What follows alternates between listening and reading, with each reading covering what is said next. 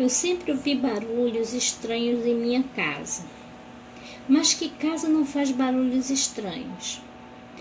Mas eu só comecei a dar importância depois que os barulhos ficaram mais intensos, se transformando em coisa mais física.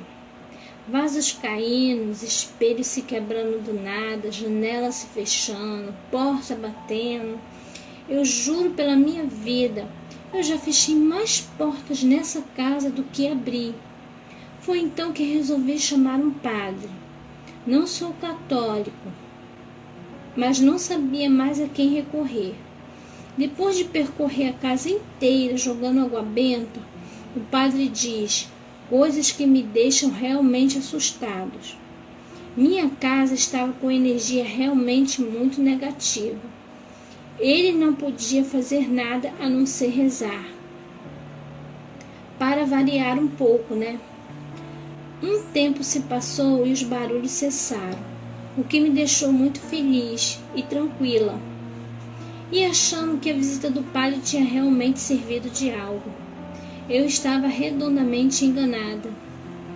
Tempos depois, os barulhos voltaram, mais fortes, mais violentos, me deixando com muito medo. Eu não aguentava mais ficar em casa. Saía várias vezes para pousar em casas de amigo, para só assim ter uma noite tranquila. Mas quando voltava no outro dia, estava tudo bagunçado. Paredes riscadas de vermelho, que parecia sangue. Permaneci um tempo na casa depois disso, até que consegui me mudar. Vendi a casa ao empresário que planejava construir um prédio ali. Meses depois de eu ter me mudado, ouvi por colegas que quando demoliram minha casa, encontraram sobre ela um antigo cemitério, usado em tempo de guerra para enterrar inimigos mortos.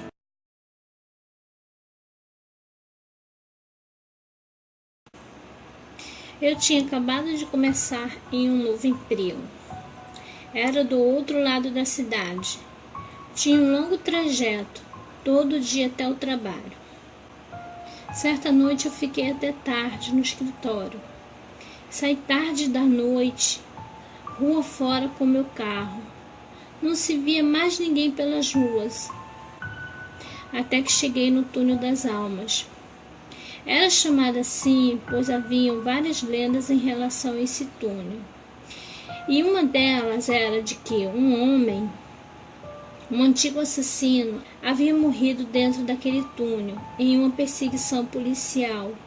E desde então, perseguia todos que passassem pelo túnel, na parte da noite. Eu não era de acreditar nessas coisas, então só continuei o caminho. O túnel era muito grande. Confesso que na metade do caminho, um frio tomou conta do meu corpo.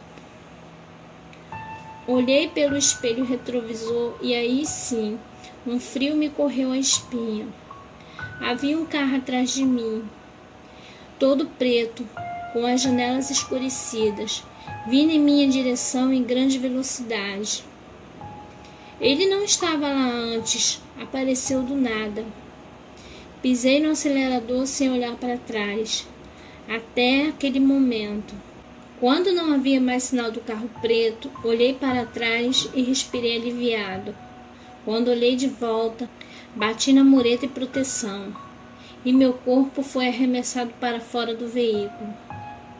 Agora eu sou uma das almas que habita o túnel das almas.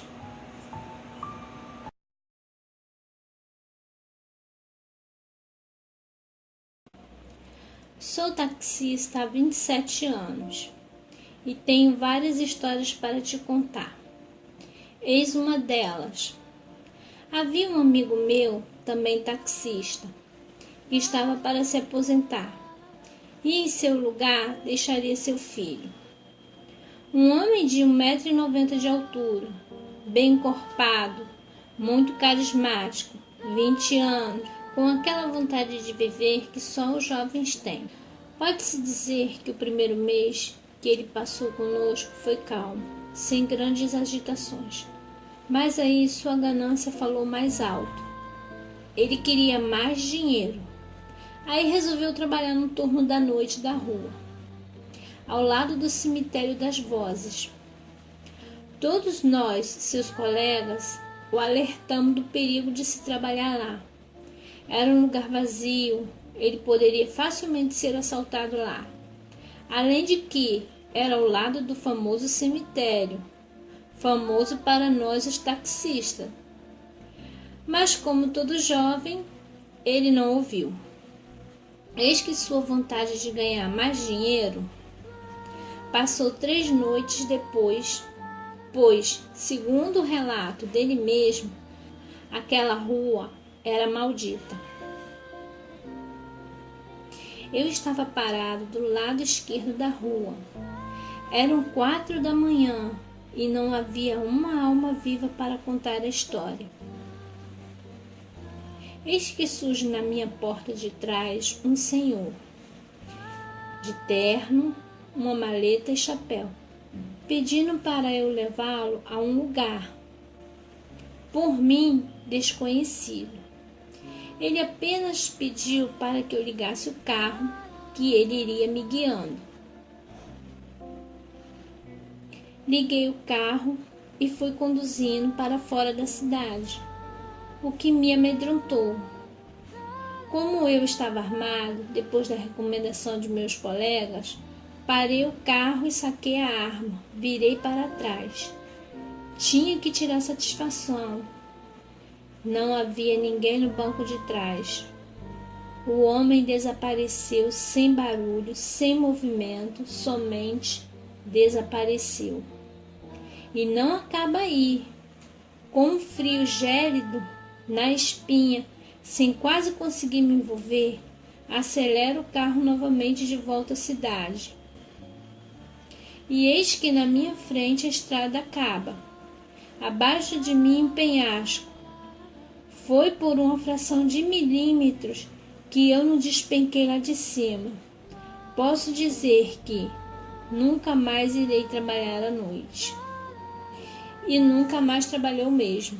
2 dias depois de nos relatar esse acontecimento, o jovem taxista foi encontrado morto em um penhasco.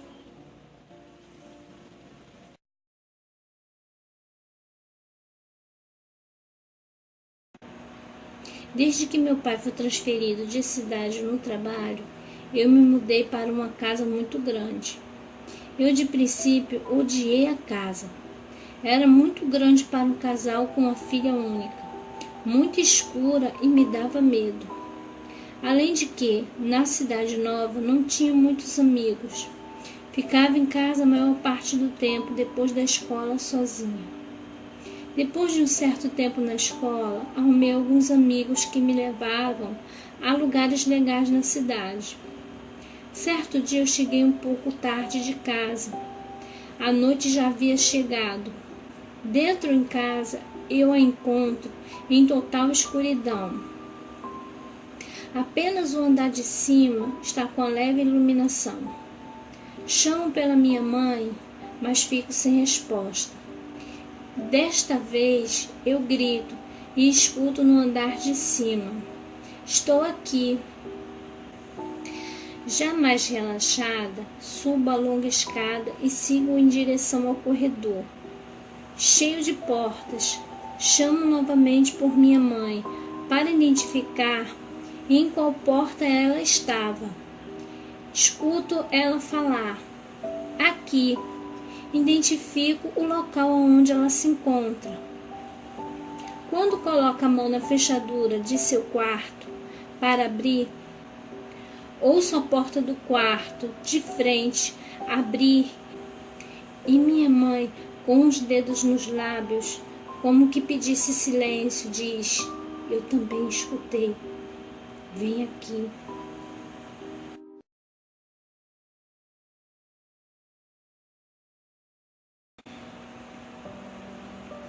Desde que me formei, saí da casa de meus pais e aluguei uma pequena casa. 2 quartos, cozinha, banheiro, sala de estar e um porão, um velho porão. Eu vivia bem lá, apesar da distância. Era um lugar lindo e calmo. Só havia uma coisa que me incomodava sobre aquela casa: as lendas a seu respeito. As pessoas que moravam ali antes de eu alugar a propriedade saíram às pressas, pois não aguentava mais que uma noite dentro daquela casa. Qual o motivo? Eu não soube na hora em que aluguei a casa. Segundo os vizinhos, barulhos, perturbações, batidas eram frequentes no porão da casa. Isso porque o primeiro dono da residência usava o porão como cativeiro para sua filha, que tinha problemas mentais.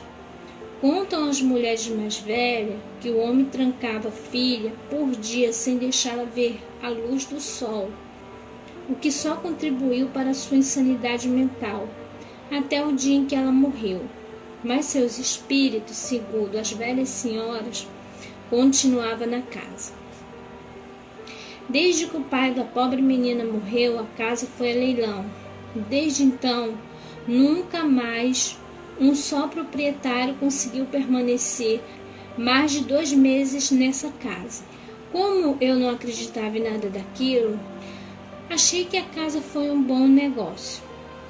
Noites e noites se passavam e nada do que me foi contado aconteceu realmente, até uma noite em questão.